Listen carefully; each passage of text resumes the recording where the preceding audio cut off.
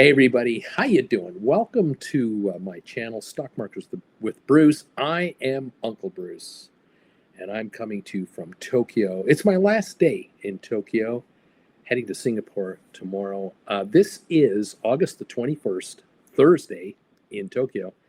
It's Wednesday, August the 20th, right now in the United States while I'm recording this message. Welcome all to the show. Thank you for joining me today. Look, I want to bring something to your attention that you probably are going to start hearing more about in the very near future. And what I'm talking about are stories that are now entering the media about the US economy, about the markets, and how one may not be reflecting the other. As you are probably aware, we have been hitting, up until this week, record highs for the NASDAQ, the S&P 500, the Dow. Now, the last index to finally hit a new record high happened just the other day. I think it was Monday, this being Wednesday, the Dow Jones. It finally broke into a new high. Unfortunately, it couldn't close at the high of the day that it set. It's backed off a bit since. However, that was the last of the three major indexes to finally hit new highs. Now, I have some news for you Sofi fans, and for those of you, watching the economy as a whole.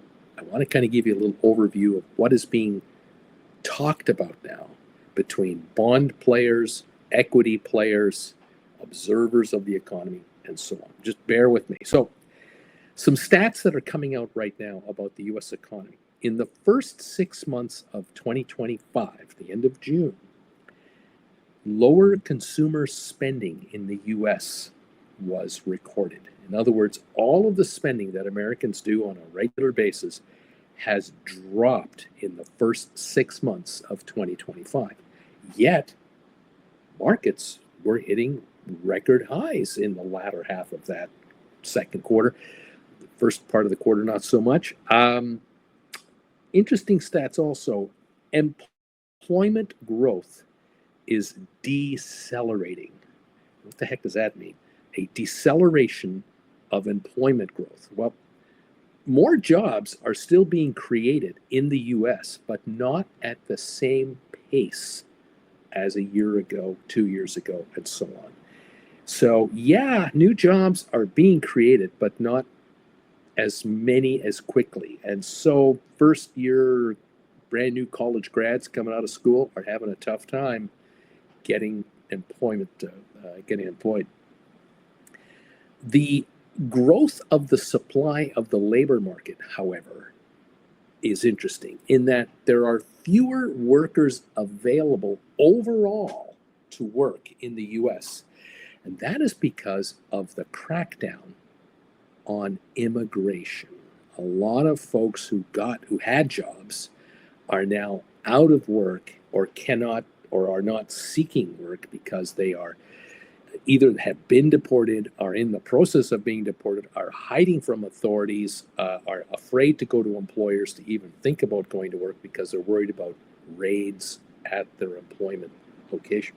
So in theory, there are fewer workers out there available. You would think that, things would be better for those who are working. The reality is that the unemployment rate is stuck at 4.2%. It hasn't dropped, and it isn't rising. It isn't rising yet because with a de-acceleration of employment and a growing overall population in America, more people will need jobs every month going forward than before. The labor pool slowly is growing, number of eligible people who could work, even though an immigration crackdown is going on. But we're stuck at 4.2% with the decline of the eligible workers that could be hired. So one is mirroring the other. We've got fewer people in the workforce and fewer people needed by employers at the same time, and that's a negative. Something else that's coming up now, S&P 500, as you know, hit record highs right up until last week. And if you measure all 500 S&P 500 stocks by what's called the 200-day moving average, how many shares are above or below their 200-day moving average? A month ago, or roughly, it was only 19% of all stocks were ahead of their moving average. As of just now, we're at 68% of all S&P 500 companies are trading above their 200-day moving average. However, when a market like the S&P 500 in historical measurements reaches 3% or less away from newer highs, new record highs, the number usually is up to 74%. So normally 74% of all S&P 500 stocks are above the 200-day average when the S&P is within 3% of its all-time highs. Right now, it's 68%. It's short of the historical norm. That has got technicians nervous and wondering, is this going to hold or what?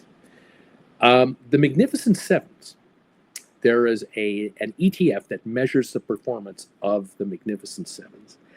That ETF this week is down 3% from its highs from the week ago. And money is coming out of that ETF. So people who were riding high on the Magnificent Seven run-up with record highs for NASDAQ, S&P, and so on are now seeing a 3% drop already this week, and now we have withdrawals. Now, I want to show you a photo of someone here. You may or may not recognize this individual. That is Meredith Whitney. This is a picture from a couple of years ago. Meredith Whitney is famous for one particular piece of news, and that is that in 2007, she accurately predicted the collapse of the housing market and the absolute mess that the banks were in with regards to these overzealous mortgages that were handed out. The financial crisis, you remember, of 08, 09, she predicted it. She was dead on. She was one of the few who nailed it. And she has now come up with a number of fresh concerns that are now beginning to show. And I thought I'd mention a few of them to you. She's talking about here, excuse me, that the 50% of U.S. households, many living paycheck to paycheck, are facing what's called a second recession of losing jobs, which is after the last one, which was 22-23, when stimulus checks ended. She's saying that the weakest portion of the U.S. economy, which employs over 20% of U.S. workers, is the hospitality and leisure business. Those jobs generally pay under $60,000 a year, and it may see the biggest hits when unemployment numbers start to worsen and tariffs start to weigh on the economy. She's expecting tariffs to make a hit. She said that this is going to create a really big pickle. I'm quoting here from an article in the Market Watch website. She was interviewed here the other day. She is also talking about college graduates having a really tough time getting first jobs in their fields. Not good. Something else she mentioned was home ownership. She said that consumers, whether or not they continue to spend, comes down to home ownership, according to her. She said that they're beginning to tap into home equity loans. At one point in time, Americans owed $700 billion in home equity loans. Now that's down to about $250 billion, roughly, and that number is beginning to go up again. And she's watching that. She's saying that companies that she's bullish on with regards to this trend are Rocket, Sofi, and Affirm Holdings. So she mentions Sofi as definitely a company she likes because of the increase in the demand for home equity loans. She believes that the housing market itself in the United States is headed for the worst market in decades. Activity-wise, she's saying that that home sales are existing home sales are tracking under 4 million on an annualized basis, which is the worst in over 25 years. The trouble is that an estimated 60% of homes are owned by those over 55 who aren't selling, partly as lower cost downsizing options are limited. And so these folks have no mortgage or a small mortgage, and the capital gains that they have to take and the costs that are required to move are prohibitive, she says. Interesting. So faced with limited alternatives, they are tapping into equity into their homes, which is now accounting to 41% of total home equity debt. That is an interesting number. Now, we'll have to follow that very closely. Couple of things that I want to basically show you. I have a couple of charts for you that I want to show you right now. This is a chart here of the S&P 500 index for the last week, okay? Just in the last week. And you can see there on Thursday, Friday, we were just near our record highs. If you go way over to the edge here, the far, number on the far right, 64.8134. That was the all-time high for the S&P 500. You can see where it hit that last week. We're now down to 63.95. As of the aftermarket tonight, we were closing here 64.11.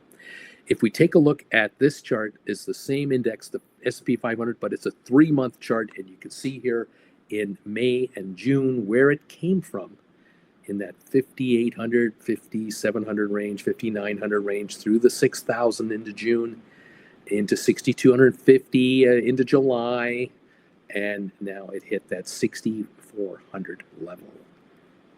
This chart here shows the NASDAQ 100. Now this, of course, really reflects the high-tech Magnificent Seven group. You can tell here that in the last 5 days, Thursday and Friday, there they were at 21,800, 21,803 at the highs, roughly. And we're now 21,172. That's a 600-plus point drop so far at this point. Here is the 3-month chart for the NASDAQ. And you can see how in May and in June, it just came on from 19,000 to 20,000 to 21,000, now backing off a little bit. And of course, connected to this index would be the Qs, the triple Qs. You can see them Thursday, Friday last week, 583.32, right up at the highs, all-time highs. And here we are at 565 tonight. This here is a 3-month chart showing exactly what the NASDAQ is showing you, having come from that 510 to 525 range to 550 up to 583, and now we've backed off. So there's some concern there. I wanted to just give you this info, not that I'm trying to scare you or have you worry, but for those of you who are writing call credit spreads, those of you who have been writing call credit spreads to basically say, hey, market, I'm willing to write a 1-day, a 3-day, a 5-day, a 1 week, a 2 week, a 3 week call credit spread on Magnificent Seven stocks or the Qs or the SPYs. These kinds of stats starting to show up now regarding the slowdown of the U.S. economy, the spending slowdown, the squeeze on lower income Americans. A lot of this is gaining momentum, and the tariff trades haven't yet really kicked in. We really have not yet seen the major effect of tariffs on Americans. It's coming. It's happening inflation-wise at the wholesale level. We've already talked about that. It's starting to show at the retail level.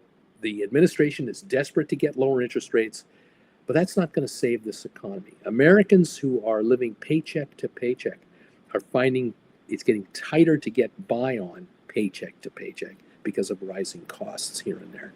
There will be a continued slowdown of overall spending by Americans. For Sofi, it looks great. 10,000 members a week are being added to the company's memberships.